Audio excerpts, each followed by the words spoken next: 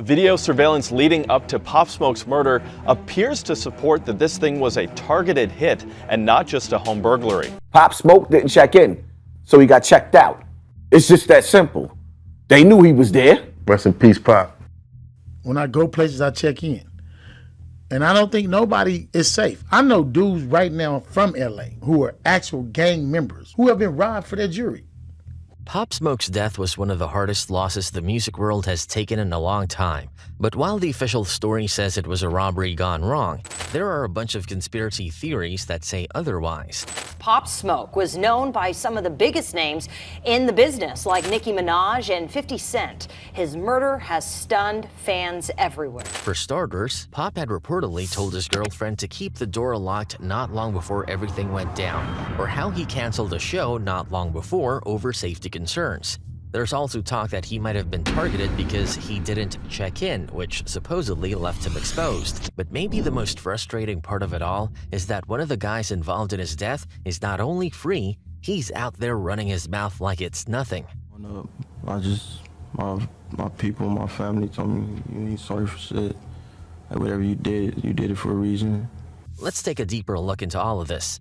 Did Pop Smoke know? So apparently in one of their final conversations before his death, Pop Smoke told his girlfriend, who goes by Yummy Yellow, to lock her doors. In a tribute she posted after he passed, she wrote, "I can't sit and say I wish I hugged you more before you walked out that door Monday, 'cause I hugged you all night before that flight to Cali. Can't even say we should have said I love you more than that night, morning, 'cause we said it over 20 times. You even came back after leaving the house and said, didn't I say lock the door?" That little moment hit people differently. To some, it felt like Pop knew something was off, like he had a gut feeling something bad was coming. But here's the strange part. He was telling her to lock her doors while he was all the way in LA, so you'd assume he would have been careful with his own security too, right? Which leads to the big question. If he was that cautious, who left the door unlocked? And things get even sketchier when you consider that Pop had canceled a performance just 3 days before he was killed. It was supposed to go down at King's Theater in Brooklyn, but he pulled out. On Instagram, he blamed the NYPD, but sources later said it was actually Pop's own decision. He allegedly got word that some gang members might show up, and he didn't want to risk it. Then there's this whole checking in theory. Pop Smoke was repping the Crips, but it seems like he wasn't on the best terms with Big U, one of the major figures in the Rollin' 60s and a big enforcer of the so-called check-in culture for artists visiting LA. Some folks believe that Pop's refusal to play by those rules might have left him exposed. Back in 2022, Hassan Campbell was on a podcast where he talked about how these extortionists keep tabs on rappers, knowing exactly what hotels, villas, and spots they're staying at. You gotta check in. On the West Coast, they more disciplined than we are. When you step, they know the hotels, the villas, everywhere you go. According to him, Pop Smoke didn't check in with the right people, which allegedly led to them breaking into his rental home, a situation that unfortunately cost him his life. Hassan also mentioned how much he respected Pop Smoke for not bowing down to anybody. It was just tragic that things ended the way they did. I guess whatever Pop Smoke was claiming, he wasn't checking in. And I respect him for not checking in.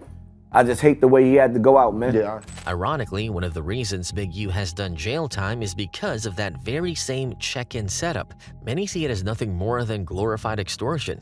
Eugene Henley Jr., a career criminal known as Big U, who used his contacts and leadership role in the Crips criminal street gang, the entertainment industry, to further his own criminal enterprise. An enterprise engaged in murder, extortion, robbery, human trafficking, COVID fraud, and other felonies.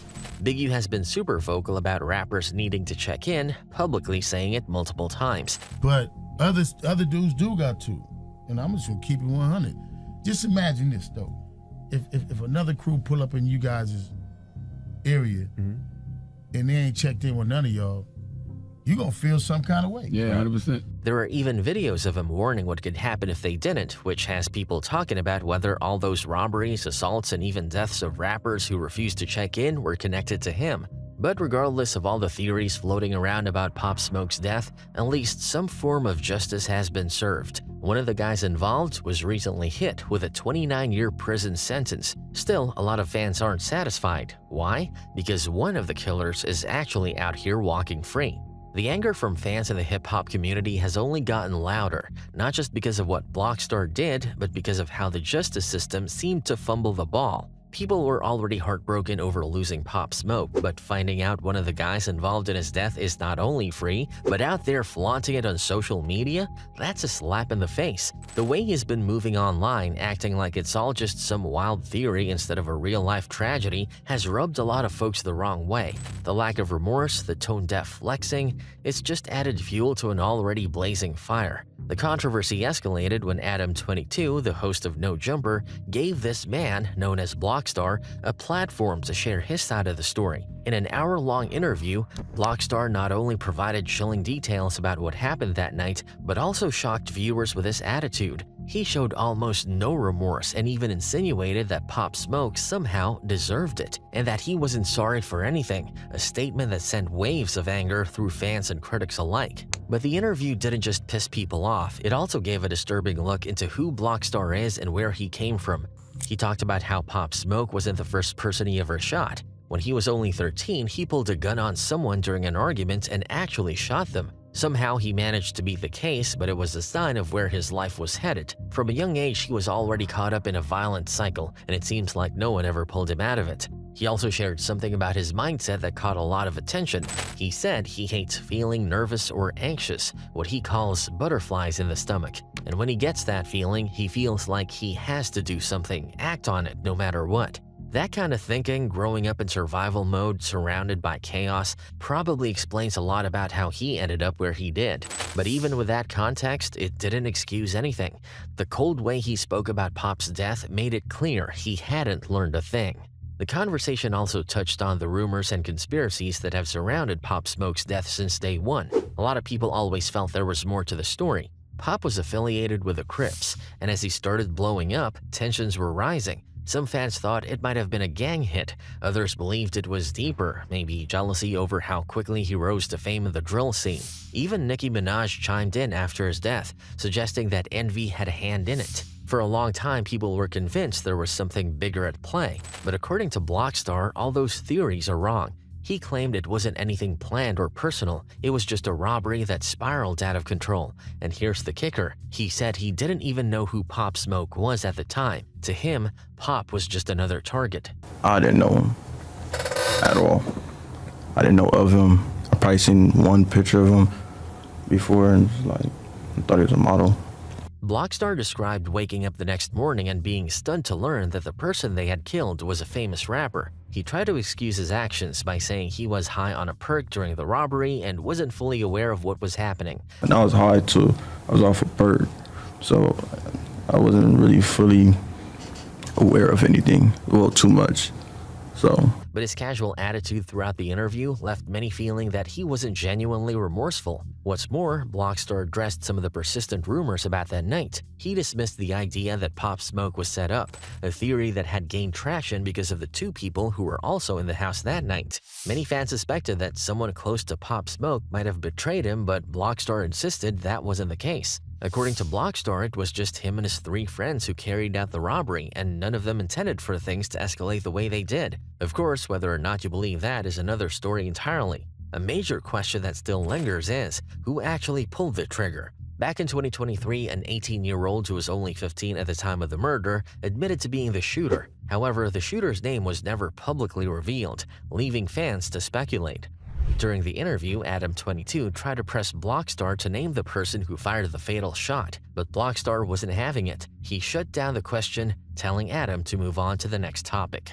Blockstar stuck to his story, claiming that nobody was supposed to get hurt that night. He chalked the whole thing up to being kids from the hood and insisted it was just a robbery gone wrong. Still, his comments about Pop Smoke's violent lyrics didn't sit well with fans. Blockstar suggested that the rapper might have brought some of this on himself, pointing to the aggressive themes in his music. For many, this felt like victim blaming and only added to the frustration and anger surrounding the interview.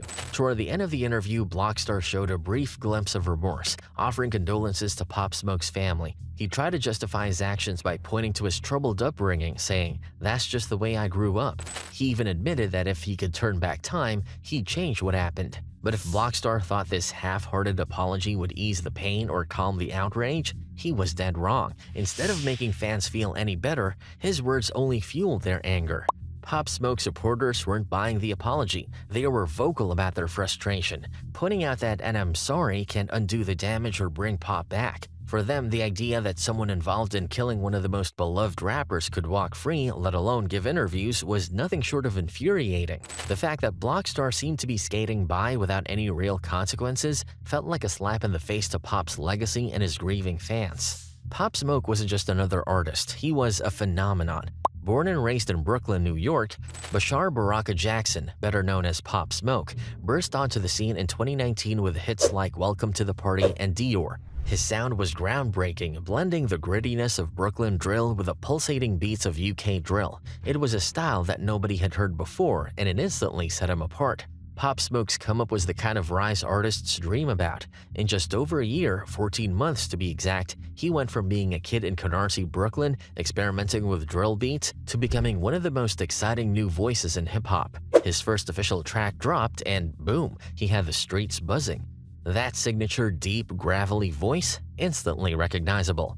As his buzz started to build, big names started paying attention. Nicki Minaj jumped on the remix of his breakout hit, Welcome to the Party, co-signing him in a major way. UK rap legend Skepta also hopped on a remix which gave Pop even more international clout. And when he linked up with Travis Scott for Gotti, that was the game changer. That collab put Pop Smoke on the map for real, officially pushing him into the mainstream spotlight. Suddenly, he wasn't just a Brooklyn drill rapper, he was a global name. But it wasn't just about his voice or his features. Pop had presence. You could see it in his videos, in his performances, even in his Instagram lives. He had that rare kind of magnetism where he didn't have to try too hard. He'd walk into a room or step on a stage and immediately own it. He wasn't yelling or jumping around, he was cool, smooth, but commanding. His dance moves, like that signature woo walk, were infectious. Things really started moving fast when record producer Rico Beats introduced Pop to Steven Victor in April 2019. That meeting changed everything. Steven Victor, who had ties to Kanye and worked closely with Pusha T, saw Pop's potential and wasted no time signing him to Victor Worldwide under Republic Records. From that moment, Pop's career went into overdrive. In July 2019, he dropped his debut mixtape, Meet the Woo. That project was the moment everyone realized he wasn't just a one-hit wonder, he was here to stay. Tracks like Dior and PTSD became anthems. The mixtape brought the Brooklyn drill sound to a global audience and gave fans a new sound to rally behind. Then came Meet the Woo 2 in February 2020, and the hype hit a new level. The project debuted at number 7 on the Billboard 200, making it Pop's first top 10 hit and proving that this young rapper from Brooklyn had officially leveled up. But just when everything was lining up, when the world was finally catching up to what fans had already seen in him, everything came to a heartbreaking halt. Only 12 days after Meet the Woo 2 dropped, Pop Smoke was shot and killed during a home invasion in Los Angeles. He was just 20 years old. The news sent shockwaves across the music world. Fans, fellow artists, and industry insiders alike were stunned. It didn't feel real. How could someone with so much momentum, so much potential, be gone just like that? But Pop's story didn't end that day. Even though his life was tragically cut short, his music kept living.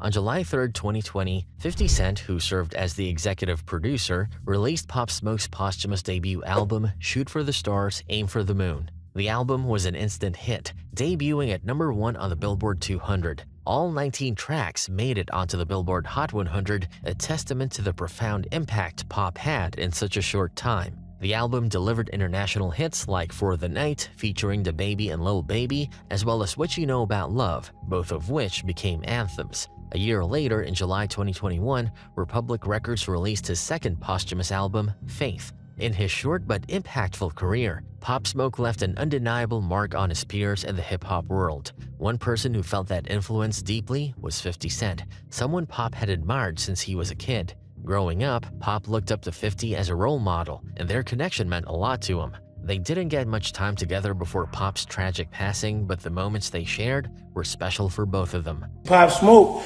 that was one of my favorites, man. I like that nigga, man. I swear to God, I really like that nigga, man. Fans couldn't help but compare the two, pointing out similarities in their music and personalities.